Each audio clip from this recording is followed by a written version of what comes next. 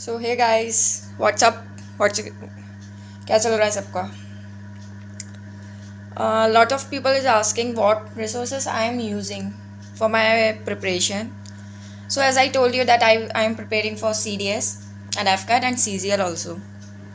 So there are various resources in market or by the seniors which you can use for your preparation. But what I am using, so I will discuss in this video. Before moving ahead, please like and subscribe my video and do share with others also. And subscribe के साथ bell icon को भी दबा देना, so you can get notification for my upcoming videos. And so do comments also what you are using in your preparation. और तो थोड़ा बहुत अगर मुझे भी कोई नीड पड़ेगी तो मुझे भी हेल्प मिल जाएगी उसमें. बाकी मैं अपना रिसोर्सेज तो बता ही रही हूँ. So first coming to the PYQ section.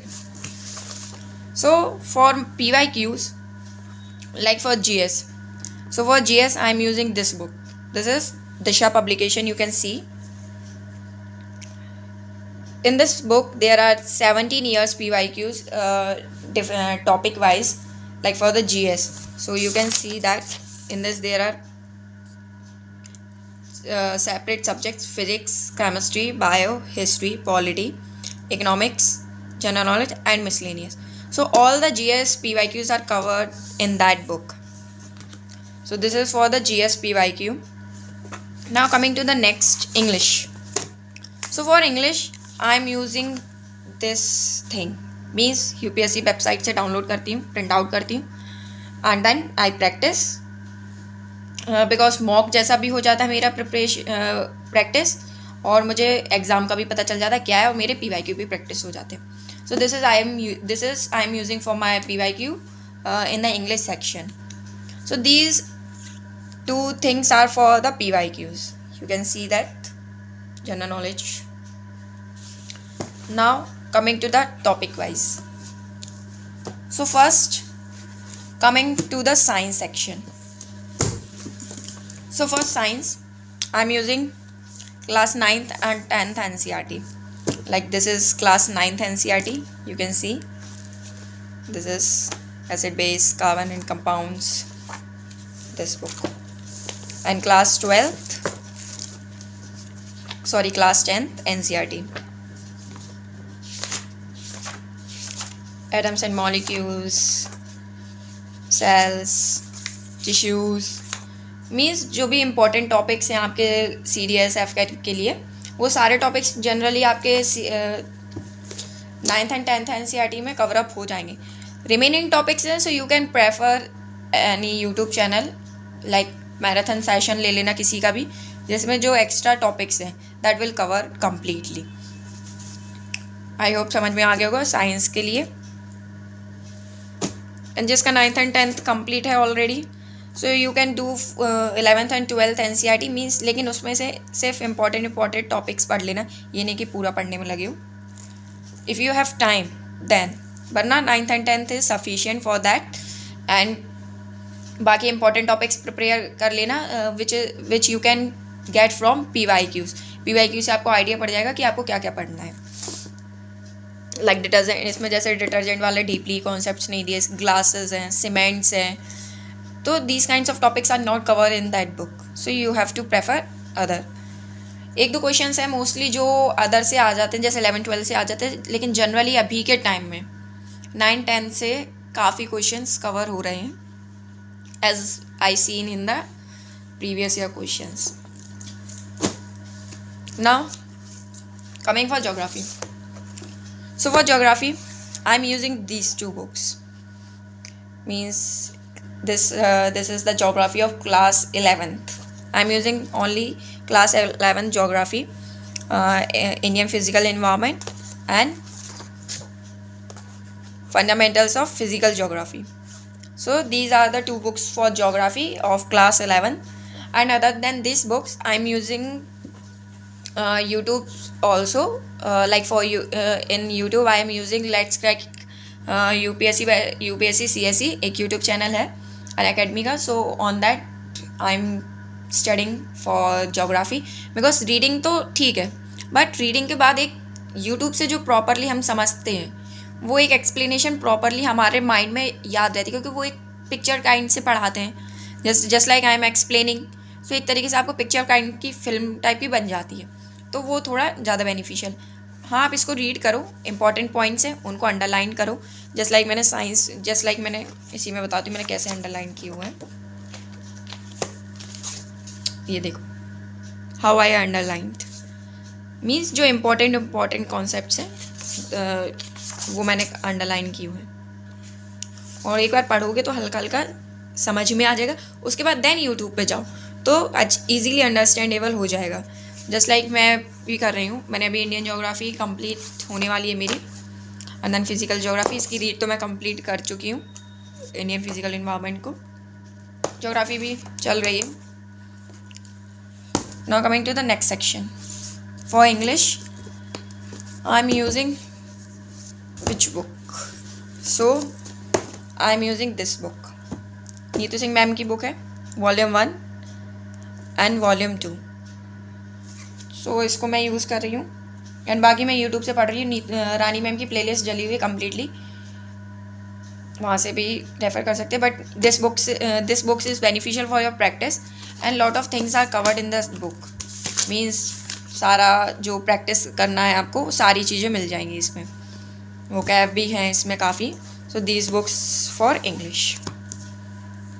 Now coming to the history part. वही आपके तीनों सब्जेक्ट मतलब NDA, CDS, AFCAT, CGL means SSC के एग्ज़ाम और सीडीएस, एनडीए सभी के लिए कवर हो जाएगा इसमें आराम से. For NCERT for history I am using this books Themes की.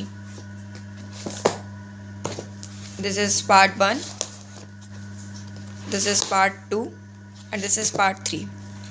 So this will cover your ancient, medieval and your modern history also. So I am using this book. अभी चल रही है. अभी रीडिंग तो मैंने अभी कुछ नहीं की. अभी जोग्राफ़ी पे थोड़ा कर रही हूँ. After the completion of geography then I will move towards history. So इसमें ऐसे अंडरलाइन करना जो भी आपके इम्पोर्टेंट है. और थोड़ा बहुत यूट्यूब की भी हेल्प ले सकते हो आप. Just like for history I'm using this book. Now coming to economics के लिए मैं ये बुक लाई हूँ. मैक्रो इकोनॉमिक्स की है, क्लास 12th की NCERT बुक है. So you can use that book. इसमें आपको सिर्फ यही पढ़ना है, आराम से आपका इकोनॉमिक्स का हो जाएगा. और माइक्रो भी पढ़ सकते हो, but at right now I do not purchase micro economics. Next part आपका पॉलिटी. अब बचा पॉलिटी. सो पॉलिटी के लिए मोस्टली जो भी मैंने सुना है एम लक्ष्मीकांत सभी बता रहे थे other than NCERT. Because NCERT में बेसिक है, मतलब बेसिक नहीं है, डीप में है. 12th की एनसीईआरटी देखेंगे, 11th की, बट उतना I covered at the time of my NDA preparation. Means अभी बताया मैंने कि रिसेंटली ही मैंने एनडीए का क्लियर किया था एंड एसएसबी दिया था, तो उसमें वो था. सो इतनी मैंने पॉलिटी कवर कर चुकी है. सो एम लक्ष्मीकांत सभी लोग बताते हैं, बट अभी मैंने वो परचेज़ नहीं की बुक.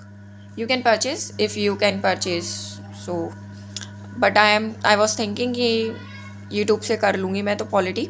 मीन्स उसके मैराथन सेशंस ले लेंगे और आपका इतना पॉलिटी कवर अप हो जाएगा. अंडरस्टैंडेबल है, ईजीली वी कैन अंडरस्टैंड.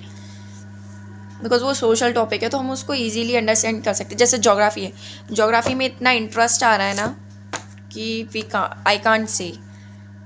मैंने एनडीए के टाइम पे इतनी अच्छी तरीके से ज्योग्राफी पढ़ी थी और नाउ अभी भी मैं अच्छे से पढ़ रही हूँ. तो मुझे ज्योग्राफी में काफ़ी इंटरेस्ट आ रहा है. अभी हिस्ट्री भी सोच रही हूँ, हिस्ट्री में भी इंटरेस्ट लाना है थोड़ा सा. हाँ, ऐसे इंटरेस्ट नहीं लाना कि आप बिल्कुल ही डीप में घुस जाओ. पेपर क्लियर करना है. बट हाँ, क्योंकि यूपीएससी नाउ सीएसई का लेवल पहुंच रहा है तो उसके लिए करना पड़ेगा आपको. And those who are preparing for CGL.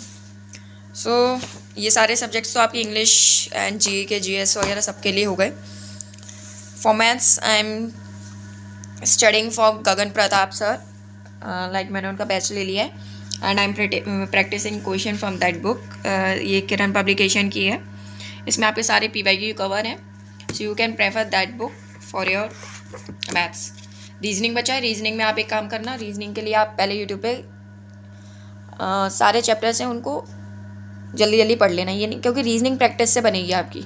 Chapters का तो सिर्फ जो बेसिक कॉन्सेप्ट्स हैं जो आपको रिक्वायरमेंट लगेगी वहाँ पे, तो उनको पढ़ लेना, सो वो आपकी कॉन्सेप्ट्स क्लियर कर देंगे।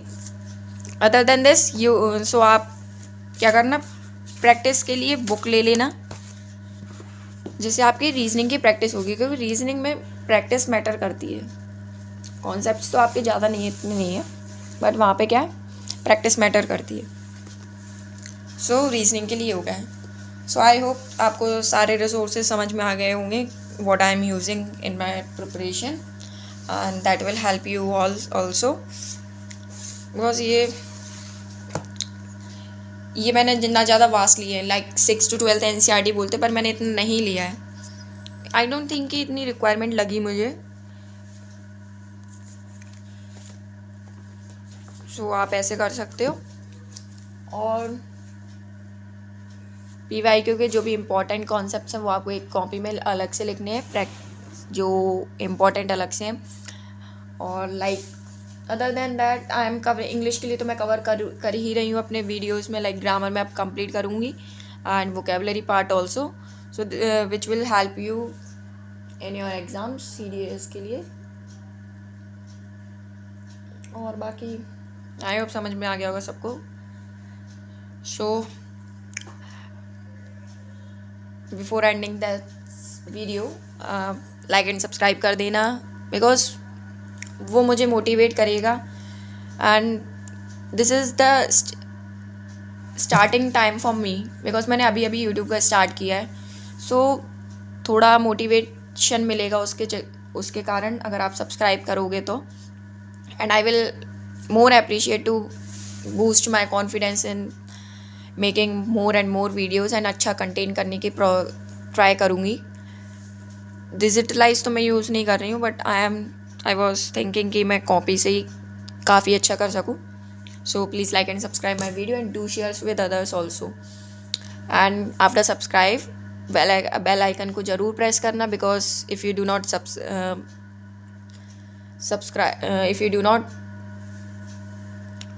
प्रेस बेल आइकन, सो आपके पास नोटिफिकेशन नहीं आएगा मेरे अपकमिंग वीडियोज़ के लिए। सो जय हिंद, सबको आ गए होंगे रिसोर्सेज समझ में, so you can use that resources. And one of the comment is also that how I am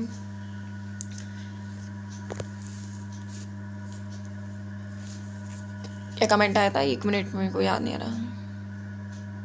how I am improving my English speaking, so ये वाला पार्ट है मैं आपको एक नेक्स्ट वीडियो में कवर कर दूंगी कि how I am improving my English speaking for my SSB, and which is most required for your SSB preparation, because अगर आपकी इंग्लिश अच्छी होगी तभी आप कॉन्फिडेंट रह पाओगे।